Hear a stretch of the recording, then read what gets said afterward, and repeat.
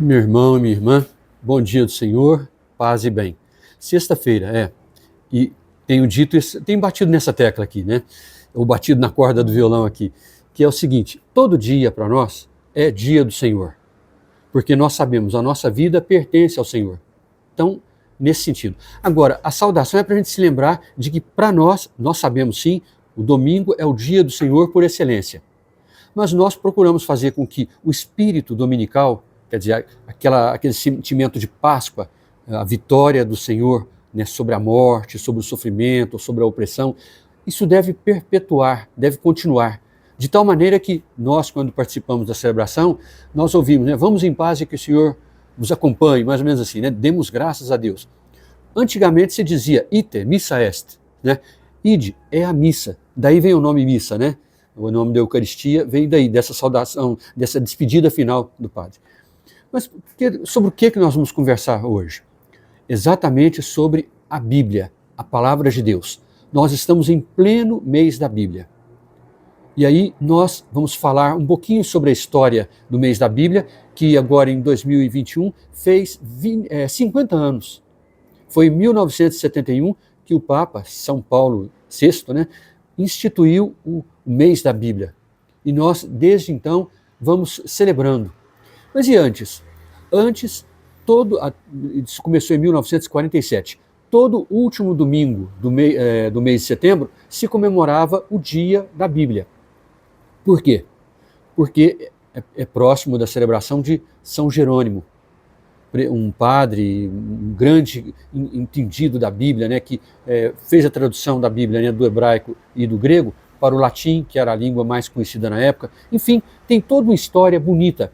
E vejam, depois eu vou colocar aqui um link para um artigo, um resumo, na verdade, uma síntese de um livro preciosíssimo, né, que eu vou deixar aqui para vocês, se vocês quiserem adquirir, mas vou deixar ali. E peço a vocês que deem uma lida, que na próxima sexta-feira eu vou falar um pouco sobre esse livro e de modo especial, sobre o mês da Bíblia desse ano, que é sobre Ezequiel. Por falar nisso, todo mês da Bíblia tem um tema. Então, em 1971, nós sabemos, desde então, a gente sabe que tem mês da Bíblia, tá.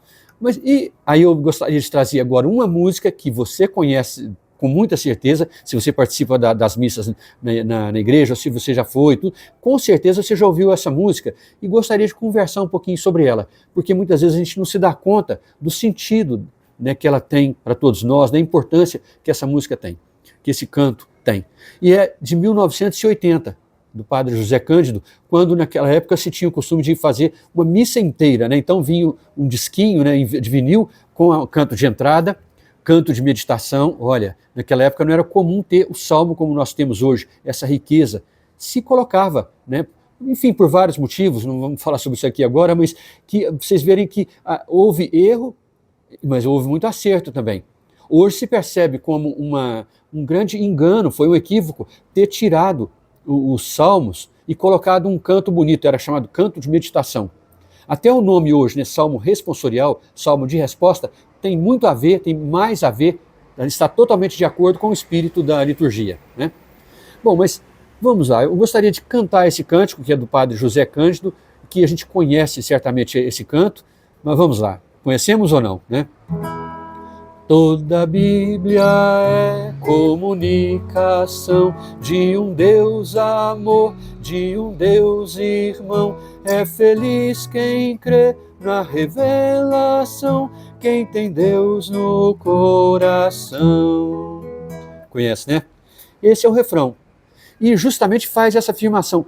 Toda a Bíblia é comunicação. Então, nós estamos falando em alguns vídeos aqui que liturgia e comunicação, mas nós sabemos que a vida cristã, ela se baseia na palavra de Deus, que é comunicação de amor, de um Deus que é amor, de um Deus que é irmão, que caminha conosco. E aí faz essa afirmação muito bonita, meu irmão e minha irmã. É feliz quem crê na revelação. Quer dizer, Deus, quando o ser humano se pergunta, mas existe um Deus? Qual que é o sentido para a vida? Enfim, quando o ser humano faz as perguntas mais importantes, e o sofrimento, a morte, enfim, qualquer que seja a questão, Deus nos revela. Agora, Deus revela o quê? Mais do que o quê, Deus revela quem, afinal de contas? Ele se revela a si mesmo. E, revelando-se, Deus revela também, manifesta ao ser humano a sua vontade, o seu projeto de amor. Isso é muito bonito e é essencial que a gente entenda. Então, o padre José Cândido, certamente, algumas das coisas que ele quis dizer com esse refrão é isso. Agora, e as outras partes, né, as chamadas estrofes? Começa falando de quem é o centro da Bíblia, né? A palavra de Deus, que é Jesus Cristo. Jesus Cristo é a palavra, pura imagem de Deus Pai. Ele é vida e verdade, a suprema caridade. Quando a gente ouve falar em amor, é a palavra caridade, é a mesma palavra, ágape, né? Caritas. A palavra amor para nós não é só um sentimento.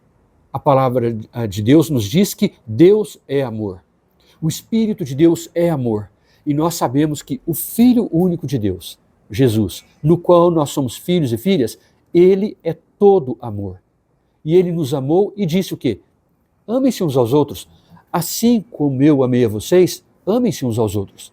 Então, quando a gente canta que Jesus é essa palavra que é a imagem viva de Deus Pai, é isso, quer dizer, ele é vida, é verdade, é amor supremo, amor pleno, amor verdadeiro. Essa é a primeira estrofe. Aí, depois que fala desse centro da Bíblia, porque a Bíblia toda quer preparar a vinda do Senhor e quer depois falar dele, diz, né? Os profetas sempre mostram a vontade do Senhor. Precisamos ser profetas para o mundo ser melhor. Pois é, a gente já, esses dias atrás mesmo, eu estava conversando, nossa, e a gente reclama do mundo. Ah, o mundo, será que o mundo tem jeito e tal? Pois é, para que o mundo seja melhor, só tem um jeito. Nós precisamos ser melhores. E uma forma das pessoas que creem em Deus serem melhores é sendo pessoas que falam em nome de Deus. A palavra profeta, profetiza, significa aquele que fala em nome de Deus, aquela que fala em nome de Deus. E a maneira de falar sobre Deus está em nós termos na boca e no coração a palavra de Deus, a Bíblia. Mas não tanto para ficar falando, mas sobretudo para testemunhar. Eu, como franciscano, né, nós gostamos de lembrar sempre aquilo que São Francisco dizia. Olha, anuncie o Evangelho, fale de Deus. Se for preciso, use palavras. Está vendo que coisa? A palavra é importante, mas o exemplo é muito mais importante.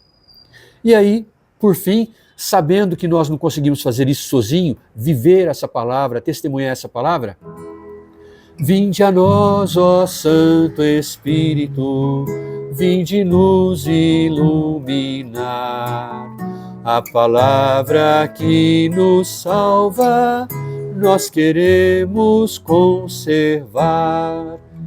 Nós fazemos essa prece, terminamos o canto com essa prece, para que venha o Espírito Santo de Deus, para que nos ilumine, para que nos conduza, para que nos inspire.